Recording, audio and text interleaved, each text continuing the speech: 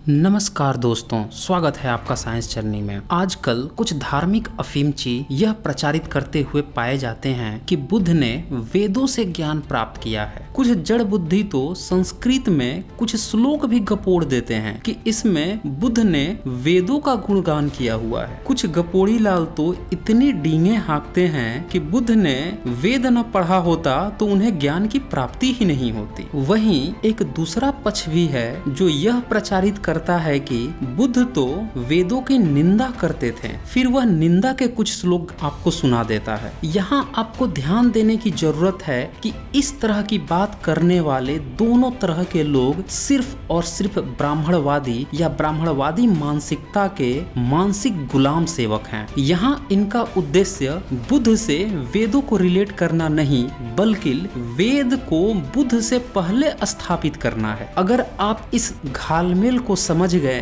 तो आप ब्राह्मणवाद की जड़ खोद कर उसे चुटिया पकड़कर नंगा कर सकते हैं। दोस्तों, इस वीडियो को अंतिम तक देखें। आज वेदों की खाल खींचने से पहले यह क्लियर किया जाएगा कि क्या वाकई में वेद की गपोड़ लीला का बुद्ध से भी कोई रिलेशन है भी या नहीं। एक बार मैं फिर आपसे कहना चाहूंगा कि अगर आपको भारत का इतिहास जानना है तो आप पुरातात्विक प्रमाणों पर जाएं, शिलालेखों पर जाएं। भारत में सम्यक संस्कृति विद्वता में इतनी धनी थी कि उसने पत्थर पर लकीरें खींचकर अपनी सबूत की गवाही दी है। वो गवाही ऐसी है कि आज 2500 साल बीतने के बाद भी साक्षात ऐसी खड़ी है जैसे कि आज से 100 साल पहले के लोगों के भी उतने सख्त प्रमाण मिलने मुश्किल होते हैं। आप पिछले 72 साल का इतिहास देख लीजिए। जिसकी सरकार आती है वैसा ही इतिहास बदलने लगता है। पता नहीं भारतीयों ने पिछले 72 साल में हल्दी घाटी के युद्ध में अकबर जीता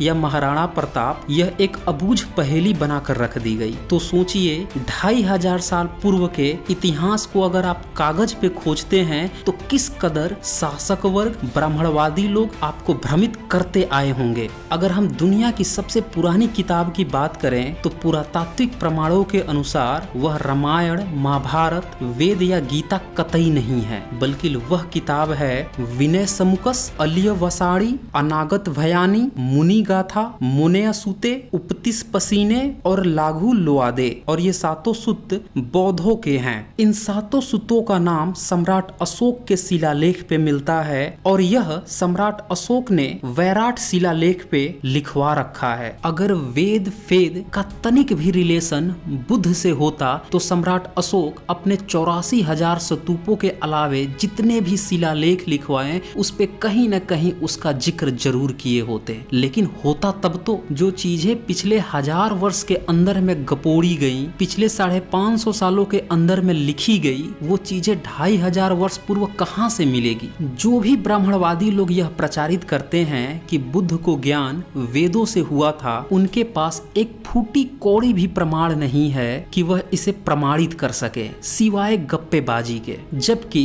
अगर आप इन्हीं ब्राह्मणवादी लोगों की किताबें उठाकर पढ़ना शुरू करें तो आप पाएंगे कि ब्राह्मणवादी बुद्ध का नाम सुनते ही इन्हें पेट्रोल लग जाती है। ऐसा लगता है जिसने इनकी चुटिया पकड़ी हो और कान के नीचे 2 थप्पड़ लगा दिए हो। बिल्कुल दिमाग झुरझुरी हो जाती है बुद्ध का नाम सुनते ही। ब्राह्मणवादियों ने शंकर दिग्विजय एक किताब लिख रखी है जिसमें इनका कहना है कि 8वीं सदी का कुमारिल भट्ट चैप्टर 1 के 93 और 95 श्लोक में कहता है, राजा ने अपने सेवकों को आज्ञा दी कि हिमालय से लेकर रामेश्वरम तक के सारे भूभाग में जो भी बौद्ध मिले, चाहे वह बच्चा हो या बूढ़ा, उसे कत्ल कर दो। जो ऐसा नहीं करेगा उसे मैं कत्ल कर दूंगा। कार्तिकेय के अवतार कुमारिल भट्ट की आज्ञा मानकर राजा ने धर्मद्वेषी जैनों को उसी प्रकार नष्ट कर दिया जैसे तत्वज्ञानी योगी योग के विघ्नों को नष्ट कर देता है। तो यहाँ आप देखते हैं कि ब्राह्मणवादियों ने यह बता रखा है कि कुमारिल भट्ट 8वीं सदी में जैनों और बौद्धों का कत्लेआम करवा रहा था। यह वही कुमारिल भट्ट है जिसके बारे में वेदांग कथांक 73वें एडिशन गीता प्रेस की किताब में लिखा हुआ है कि आचार्य शंकर जब बौद्धों को परास्त करने के लिए दिग्विजय यात्रा में निकले थे तो उन्हें ज्ञात हुआ कि वेदों के प्रकांड विद्वान कुमारिल भट्ट हैं। अतः वे उन्हें उन्हें खोजते हुए प्रयाग पहुँचे। उस समय कुमारिल भट्ट प्रयाग में आत्मदाह के लिए बैठे थे। शंकराचार्य ने उन्हें बहुत रोका पर वे नहीं माने। उन्होंने और कहा कि जिन बौद्ध गुरुओं से हमने शिक्षा ली थी, आई रिपीट, कुमारिल भट्ट ने कहा जिन बौद्ध गुरुओं से हमने शिक्षा ली थी उन्हें ही हमने शस्त्रार्थ में परास्त कर दिया, अतः मुझे अत्यंत मानसिक ग्लानि हो रही है। अब जरा सोचिए, जिस कुमारिल भट्ट को शंकराचार्य वेदों का ज्ञाता समझ रहा है वह बता रहा है कि उसने अपना सारा ज्ञान बौद्धों से लिया हुआ है। अब सोचिए कि कुमारिल भट्ट अगर वेदों का ज्ञाता था तो उसे बौद्धों से कौन सा ज्ञान लेने की जरूरत पड़ गई थी। फिर वेदों में कौन सा ज्ञान था? तो 2500 वर्ष पूर्व बुद्ध वेदों से ज्ञान ले रहे थे, जब वेदों का एक फूटी कौड़ी तक का प्रमाण नहीं है। रामायण भी बुद्ध को गाली देते हुए उन्हें तथागत बुद्ध नास्तिक चोर दंड समान कहता है। शंकराचार्य शंकर दिग्विजय में भी बौद्धों के कत्लेआम करने के लिए राजा सुगंधवा की मदद लेता है। तो इस तरह से हम देखते हैं कि जितने भी ब्राह्मणवादी किताबें हैं वो सारी बौद्धों से दुश्मनी पाल रखी हैं, और दूसरी तरफ कुछ गपोड़ी लाल यह प्रचारित कर रहे हैं कि वो वेदों से ज्ञान लिए थे और वेद का प्रचार करते थे। कैसी मूर्खतापूर्ण बातें हैं। सीधी सी बात है कि 8वीं सदी के बाद जब ब्राह्मणवाद का उदय हुआ तब उन्होंने सबसे पहले अपने पूर्ववर्ती यानी कि बौद्धों का जो साम्राज्य था, जो विश्वविद्यालय थे, जो ज्ञान विज्ञान का सेंटर था, जो विदेशी भी आकर यहाँ से ज्ञान लेकर जाते थे और भारत को विश्व गुरु बताते थे, उनका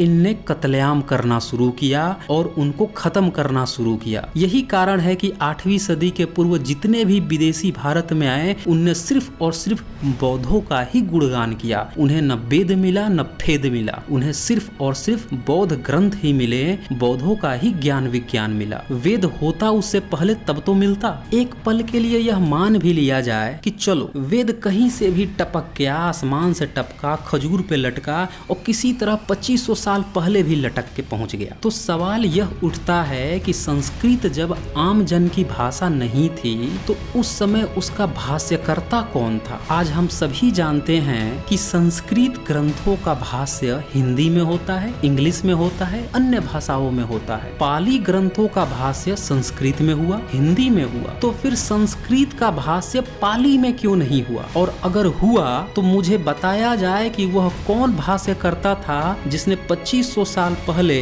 संस्कृत के वेदों का भाष्य पाली में किया था। ये समस्त गपोड़ी लालों को चैलेंज है मेरा कि नाम गिना कर बताए वो कौन कौन से भाष्यकर्ता थे, उसके पूरे उत्खनन प्रमाण दिखाएं, कौन से शिलालेख पे वह भाष्य मिला है या किस समकालीन नोट्स में मिला है। आज तक ये जितने भी गपोड़ी लाल रहे हैं वेदों के भाष्यकर्ता, इनका प्रथम नाम ही 12वीं सदी से आता है और जो भाष्य इनने किया है वह भी संस्कृत में ही किया। आप इसी से समझ जाइए कि संस्कृत का वेद का पहला भाष्यकर्ता 12वीं सदी में उवट और महिधर है और वो भी संस्कृत में भाष्य कर रहा है, और संस्कृत आम जन की भाषा भी नहीं है, तो फिर भाष्य किसके लिए कर रहा है? किसको मूर्ख बनाया जा रहा है? सीधी सी बात है कि ये भी भाष्य उससे भी बाद में किए गए हैं और उनके नाम पर चढ़ा दिया गया है, क्योंकि भाष्य हमेशा ही कॉमन लैंग्वेज में किया जाता है। जैसे आज की जनभाषा हिंदी है तो संस्कृत का भाष्य हिंदी में होगा ताकि सभी लोग जान सके, पाली का भी भाष्य हिंदी में होगा ताकि सभी लोग जान सके। लेकिन इतिहास गवाह है कि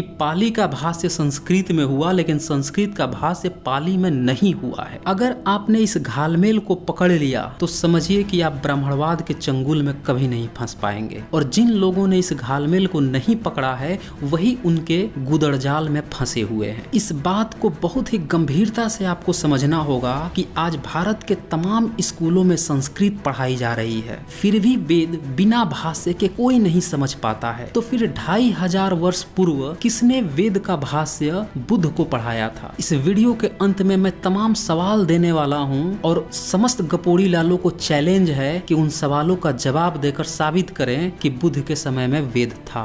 दरअसल वेद में इतनी घटिया वाहियात और जाहिलियत भरी पड़ी है कि बुद्ध बुद्ध क्या, कोई सामान्य इंसान भी उसका प्रचार प्रसार किया उसे कूड़े में डालना पसंद करेगा। 8वीं सदी के बाद जब बौद्ध दर्शन का ब्राह्मणवाद ने पूरी तरह खात्मा करने की सोची, तब इन गपोड़ी लालों ने संस्कृत में नैन मटक्के, गाली गलौज, व्यभिचार, बलात्कार, हरामखोरी कुछ भी गपोड़ते गए और इसी को इकट्ठा करके वेद का नाम दे दिए। भाषा उनने संस्कृत और लिपि देवनागरी रखी और यह काम हुआ था 12वीं सदी के बाद। कारण था कि आम जनता इस गपोड़ लीला को समझ ही न पाए क्योंकि वह बौद्ध दर्शन से पूरी तरह वाकिफ थी। अगर वेद उसी समय पाली भाषा में होता तो आम जनता तुरंत ही बता देती कि तुम लोग महामूर्ख गधे हो। इसीलिए जानबूझकर जो धम्म लिपि थी उसको पूरी तरह मिटाया गया, बौद्धों को पूरी तरह खात्मा किया गया और बौद्धों की पूरी तरह से कॉपी की गई, उनके शब्दों पे, उनके ग्रंथों पे,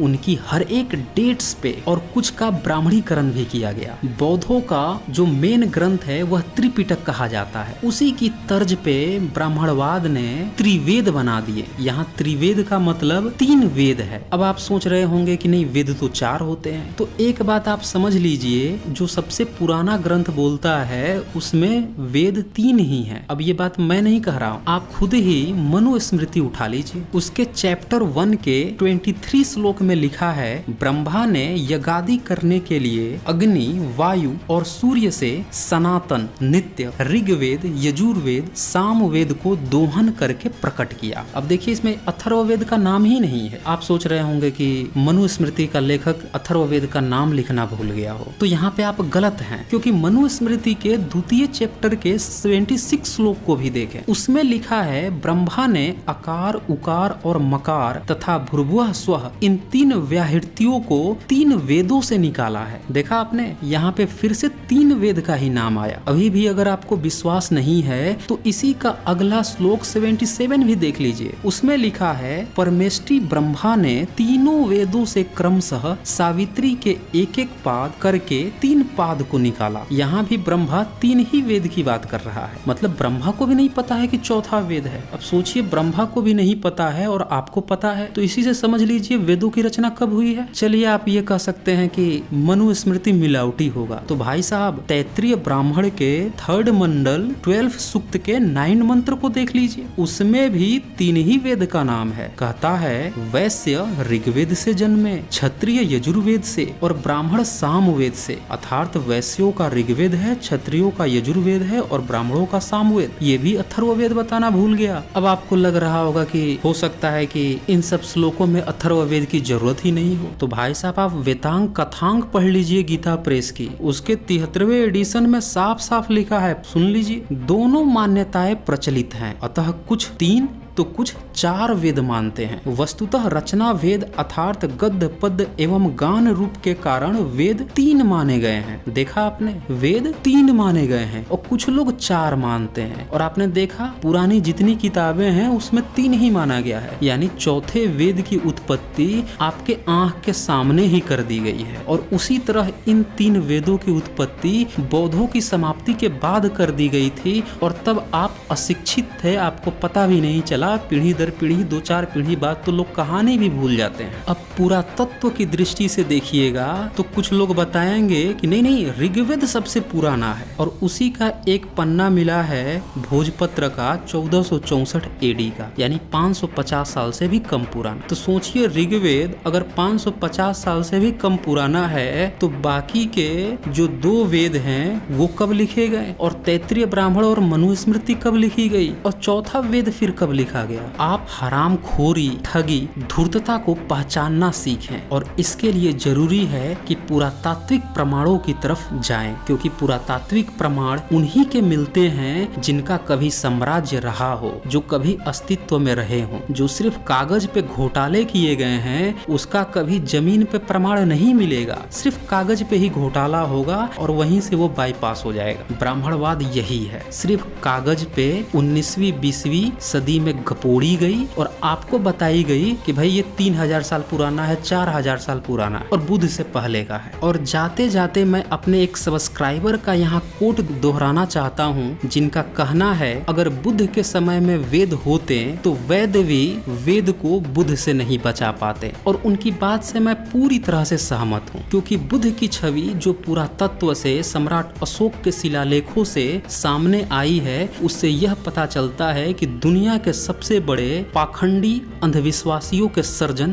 बुद्ध थे। उनका नाम सुनते ही हरामखोरों की, अंधविश्वासियों की पेट्रोल छूटने लगती है। अगर उनके समय में वेद होता तो उसकी जड़ें उसी समय वो खोद दिए होते, और उनके समय में अगर ब्राह्मण नस्ल का कोई प्राणी होता तो उसी समय वो उसकी ऐसी नसबंदी करके गए होते हैं कि ये 33 करोड़ देवता जो पिछले 500 साल में 1000 साल के अंदर पैदा किए गए हैं, ये कभी पैदा भी नहीं हो पाते। कभी वो नस्ल सोच भी नहीं पाती कि देवी देवता और ब्रह्मा विष्णु महेश नाम की भी कोई प्रजाति भविष्य में उसे पैदा करना है। बुद्ध सिर्फ एक नाम नहीं है, वो भारत की संस्कृति है, पाखंडियों की, अंधविश्वासियों की और हरामखोरों की नैनो सर्जरी का नाम है। नेक्स्ट पार्ट में मैं वेद किस कदर जाहिलियत, हरामखोरी, हवस, ठरकपन, व्यभिचार की बातें करता है, उसको पूरे सबूतों और तथ्यों के साथ लेकर आऊंगा। तो दोस्तों, इस वीडियो को ज्यादा से ज्यादा शेयर करें ताकि सभी भारतीयों को सच्चाई पता लग सके। तो आज बस इतना ही। धन्यवाद।